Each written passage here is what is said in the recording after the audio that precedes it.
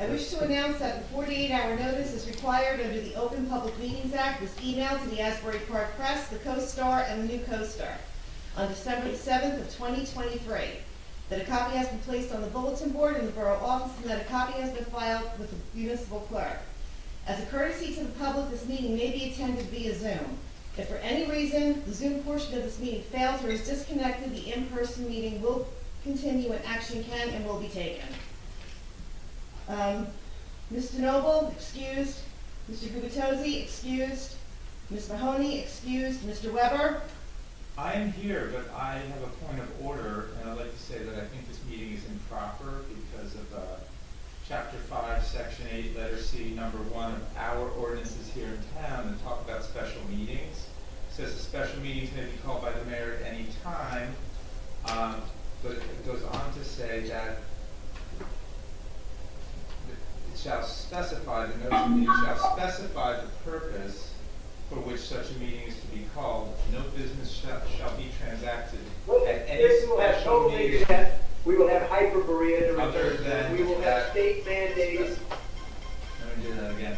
No business shall be transacted at any special meeting other than that specified in the request. So our ordinance says that you can have a special meeting, but you have to say, the notice has to say what the meeting's about, and then that's the only thing that you can do at that meeting. It seems to me improper to have a meeting with 3 different resolutions on the agenda about various things.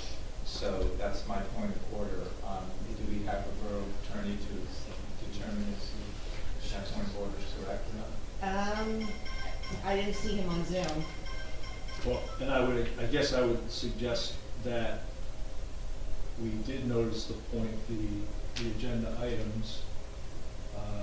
If you're interpreting it one way, I would interpret it another way. No, but it says you in the notice of the special meeting have to say what the purpose of the special meeting is. Which we did. And it says no business, you can only have one for one reason, and it also says no business shall be transacted at any special meeting other than the specified in the request. So there's like a singular one thing that we can do. Okay, thank you, Councilman. Okay, I'm going to just make a short statement, and then I think because of a quorum issue, we'll probably have to shorten this meeting. Just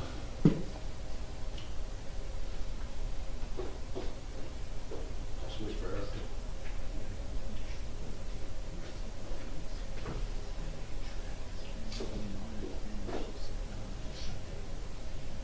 Sorry, go ahead. So, thanks everybody for coming, and hopefully you're having a good holiday season. I'll just have a very brief statement. I had informed the council with a request over a month ago for the need for 1, maybe 2 meetings this year to complete some important borough business. These items were a resolution for the disposition of artifacts for 319 Morgan Avenue. Our residents expect us to move on this. We added a request in the current resolution for the Historical Society. We're still going through some final resolution on that, but we have met. Basis the meeting we had on December 11th with Mr. Nishampton a couple of times, and we're trying to work that through. We also scheduled a separate meeting with Councilman Gubitozzi and our operating agent last Thursday to clarify any issues that he had. He did not attend. I also stated that if needed, Councilperson Mahoney or Council President Noble could fill in for him. This is important, and both the operating agent of the church and the church of the president should be able to move forward with their plans. So we do need resolution on that. The Main Street resolution. We met with JCP&L last Thursday. In addition, I had a brief discussion with Mayor Jennifer Naughton of Spring Lake. We were at a DEP conference last Thursday that was also attended by B.A. DeMarco. And the follow-up was really with our JCP&L representative here in town, Frank Luna. The discussion affirmed that a significant cost, he's actually going to document over $1 million per block, would be incurred at the expense of all the other improvements that committee has outlined. The committee did discuss the underground utilities and felt it should be deferred pending potential future funding opportunities.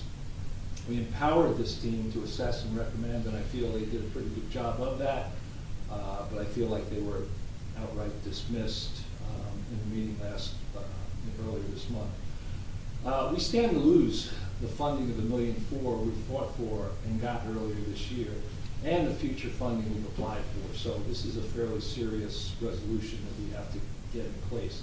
We have to actually sign these grants that we have started the engineering work, which is kind of the trigger point, and we still need to move forward on this.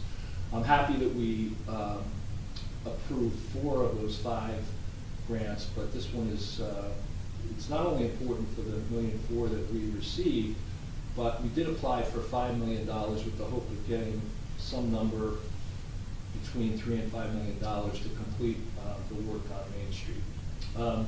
The third thing was the demolition bids for 319 Lorraine Avenue, which came in on Friday on schedule.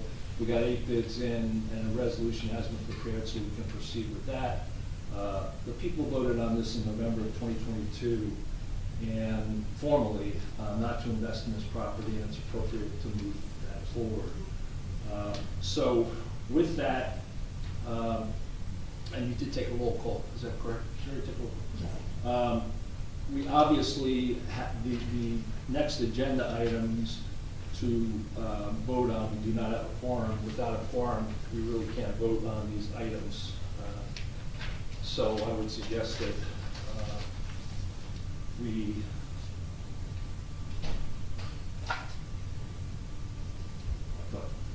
Michelle's coming. I suggest that we would end the meeting here in a minute, but I do want to make one more point that because we don't have a quorum for this meeting, I think we need to take these items forward next week. There's an additional item to address next week, something that we do every year, and that is any potential financial transfers that are necessary. We'll get that direction from our CFO and the bill list. One more, we do this every year, cleans up loose ends and sets up the financial team for success in 2025. It just makes sense that we do that. We do have another potential executive session topic, but that can be deferred to 25. I hope the council can see fit to promote this and move it forward on these important items. But with that, we do not have a quorum tonight, so I think we would, I don't think we would vote, would we? Because the vote's 2-0. Worst case, it's a draw. So I appreciate everybody coming out tonight. And do we have public comments? Yeah, it's got the public comments. Yeah, I'm you gonna say something too. You do public comments, right? What's that? Just do a public comment.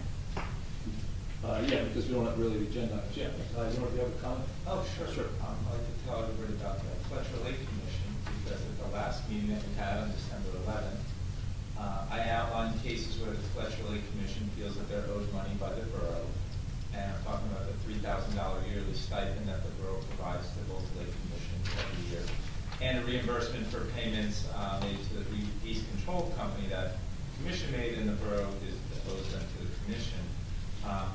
My email request to have a meeting with the acting borough administrator, the commission chair, and the mayor-elect of Neptune failed, despite the fact that via email I provided every hour of the business day that I was available on Monday, Tuesday, Wednesday, and Thursday last week. It was a total of 17 hours.